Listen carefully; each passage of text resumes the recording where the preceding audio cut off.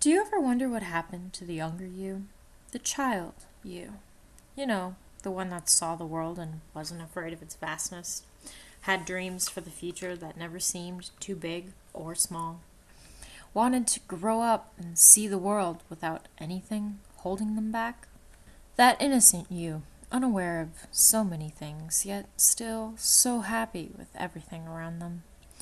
So naive and childish, but that is exactly what you were for the longest time.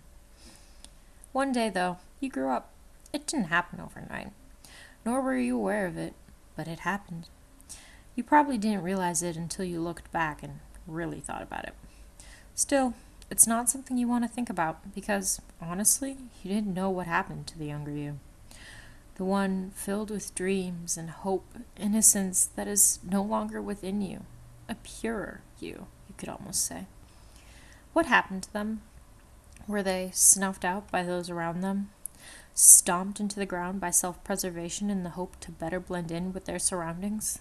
Did they adapt in order to live more comfortably, safer? Could you yourself have killed them off? Like an old childhood friend that you no longer had anything in common with?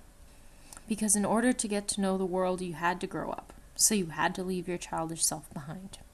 For their naivety was something that you no longer could hold on to. Their hopes and dreams that they had scared and overwhelmed you. Their innocence and pureness felt so foreign to you that you stepped away because you didn't want to taint them. Your past self, something that was your beginning, but now is just a stranger that you can't understand. Sometimes you look back and wonder, was that really what I did? How I acted? All you have to go on are glimpses that remind you of what you were. That doesn't keep you from thinking. What if?